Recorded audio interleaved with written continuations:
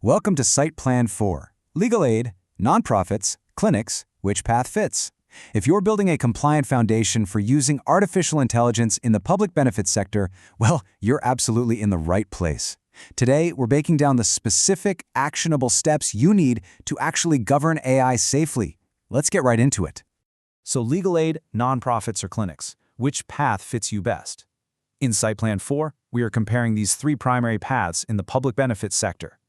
As we dive into each of these areas today, I want you to actively evaluate your own professional background, your unique skills, and your daily environment to figure out where you naturally align. The core mission driving this entire pathway is actually pretty simple. It's moving, quote, from confusion to governed action.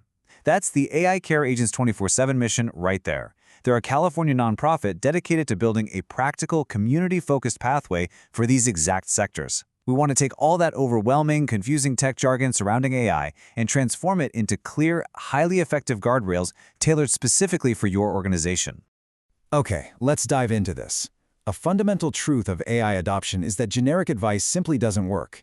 You can't just take some broad data policy written for a massive Silicon Valley tech company and slap it onto a local legal aid office, right?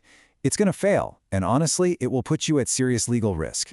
Understanding your specific organizational path is the absolute non-negotiable first step to laying the proper groundwork to tailor your approach. Today, we are doing a side-by-side comparison of the daily work, key laws, required knowledge, and typical deliverables for each. Look at the three-column comparison table on your screen.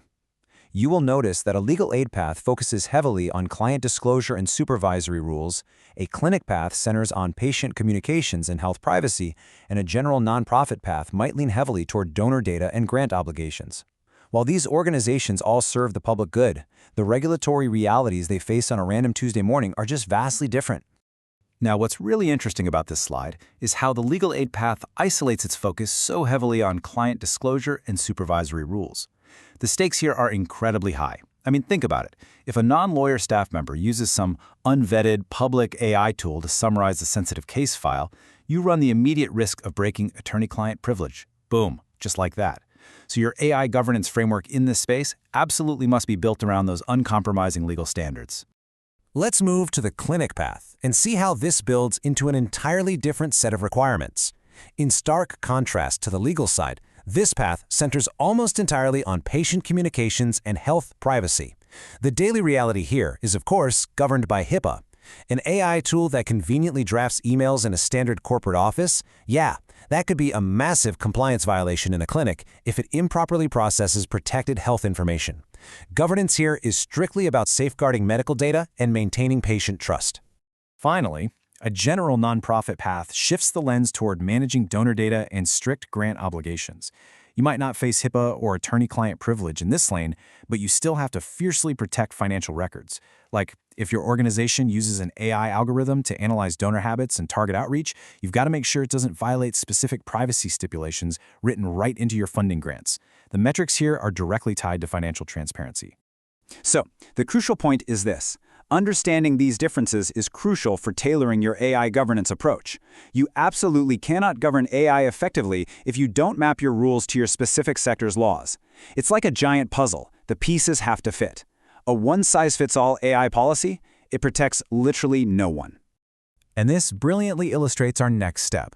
To figure out where you naturally align, step 1 is to check the description, and step 2 is to download the Path Fit self-assessment. This practical tool is going to match your background and interests with the exact sector framework you need, the one that needs your skills the most, so you can proceed to the next module fully prepared. Your expertise is incredibly valuable, but it's most powerful when applied with the right safeguards. So, as you take this next step, I want to leave you with this final thought. Which sector truly needs your skills the most? Go ahead, take that assessment, check the description, and I'll see you in the next explainer.